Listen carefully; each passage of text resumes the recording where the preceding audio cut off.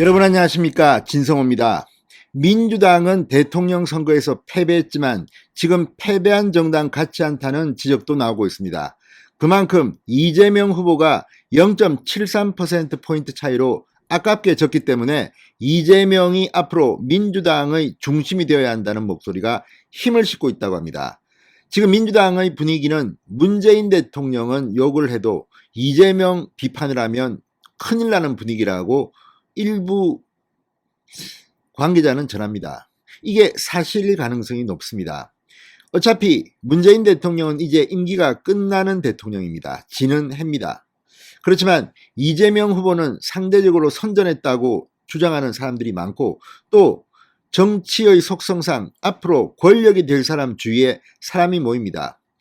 이낙연 전 대표가 미국으로 공부하러 떠나겠다는 발언도 이낙연계의 의원들한테는 충격이 될 수 있습니다.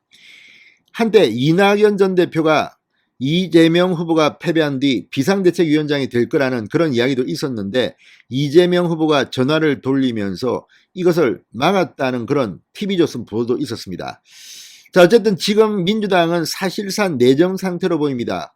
윤호중 원내대표가 얼떨결에 비상대책위원장이 됐지만 자신에 대한 비판을 의식해서 26세 젊은 정치 신인 박지현 당 여성위원회 부위원장을 공동비대위원장으로 선임했습니다. 아주 묘한 조합입니다. 선거에 책임을 져야 할 사람과 갓 데뷔한 신인이 지금 공동 당대표를 맡고 있는 셈입니다. 이런 가운데 이재명 후보에 대한 비판을 공개적으로 하지 못하는 사람들과 대비되는 그런 인물이 등장했습니다. 바로 이상민 5선 의원입니다. 민주당 5선 의원인 중진 이상민 의원이 오늘 아침 조선일보와 한 인터뷰가 지금 민주당 내에서는 큰 파문이 일고 있습니다. 노골적으로 이재명 후보의 문제점을 정면으로 비판했기 때문입니다. 또 MB의 사면도 문재인 대통령이 풀어야 한다는 취지의 발언도 했습니다. 이 인터뷰가 나오자 이재명의 허위무사를 자처하는지는 모르겠지만 의원들이 일제히 이상민 의원을 공격하기 시작했습니다. 배신자를 축출해야 한다는 말까지 나왔습니다.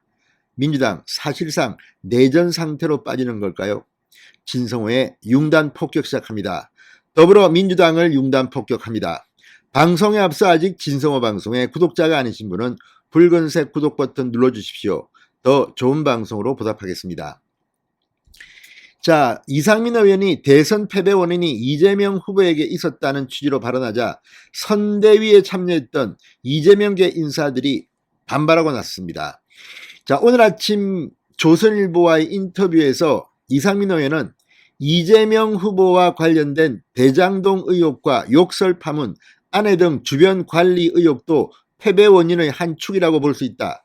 대장동 건은 막판에는 윤석열이 몸통이라고 하는 프레임으로 가지 않았나.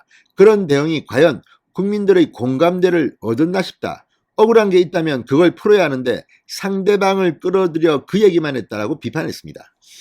이상민 의원의 말이 상식적인 말 아닙니까? 어떻게 대장동의 몸통이 윤석열입니까? 이런 식의 궤변 때문에 상식적인 국민들로부터 마음을 불편하게 했다는 그런 지적이 충분히 나올 수 있습니다. 이상민 의원이 그 발언을 한 겁니다. 자, 이상민 의원의 이 인터뷰가 오늘 아침 조선일보에 보도됐습니다. 게다가 조선일보는 민주당이 별로 좋아하지 않는 신문으로 저는 알고 있습니다. 김우영 전 민주당 선대위 대변인이 오늘 자신의 페이스북에 글을 올렸습니다. 민주당 비대위가 제일 먼저 해야 할 일이 생각났다. 잊을만 하면 나타나 총구 거꾸로 돌려 쏘는 작은 배신 반복자 이상민 축출하라라고 썼습니다. 상당히 셉니다. 당에서 쫓아내라는 겁니다. 앞서 김두관 의원은 문재인 청와대 문재인 정부에서 일했던 노영민 전 비서실장, 김현미 전 장관, 이 김수현 전 실장 등을 축출하라, 출당시키라는 목소리를 낸 적이 있습니다. 이제 패배하고 나니까 책임을 물으면서 서로 간에 총질, 내부 총질이 선을 넘는 느낌입니다. 국민의힘으로서는 뭐 크게 기분 나쁠 일은 없지만 그래도 한 정당, 집권 여당이었던 민주당에서 지금 벌어지고 있는 일은 상상을 초월한다는 생각입니다. 또 다른 글을 통해서는 이 김우영 전 대변인은 이상민 의원 당신의 생각을 탓하고 싶진 않다. 생각은 자유니까 나는 당신의 서 있는 자리를 다시 생각해 보라는 거다. 선열이 낭자한 싸움 끝에 간발의 차이로 진 동지에게 위로는커녕 악담을 퍼붓는 당신의 마음은 누구 것이냐? 진정 상태난 자리에 소금 뿌리는 행태가 그토록 자연스러운 감정이라면 애초 당신은 우리의 편이 아니었던 거지. 그렇다면 그냥 떠나면 될 것을 적의 펜대 위에서 긴 혀를 놀릴 필요가 뭐가 있는가? 표현이 상당히 거칩니다. 이경전 민주당 선대위 대변인도 페이스북 글을 통해 이상민 의원께서는 상대 후보를 좀비 악마처럼 몰아붙여서 억지 주장을 하고 잡아먹으려 했다. 이런 인터뷰를 했다.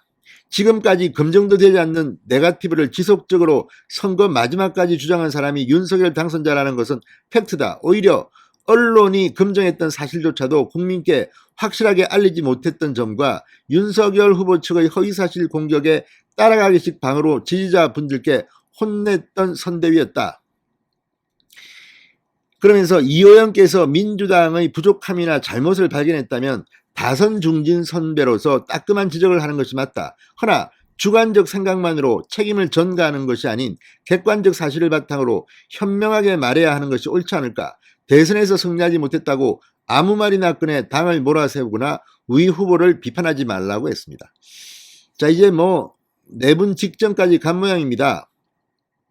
이상민 의원은 이런 비판에 대해서 오늘 저녁 MBC 라디오에 나와 배신자라는 비판을 받는 것과 관련해서 저는 민주당을 배신한 적이 한 번도 없다고 스스로 생각한다. 제 나름대로 당이 올바른 길로 가는데 누군가는 이야기를 해야 한다는 생각을 한다고 반박했습니다. 이쯤 되면 민주당에 누가 상식적인 생각을 가진 사람인지, 누가 당에 해당 행위를 하는 사람인지 참으로 헷갈립니다. 지금 민주당은 이재명이라는 새로운 권력자 앞에 침묵하는 정당으로 변질하고 있는 것은 아닌지 스스로 반성해 보시기 바랍니다. 진성호의 융단 폭격이었습니다. 여러분 감사합니다.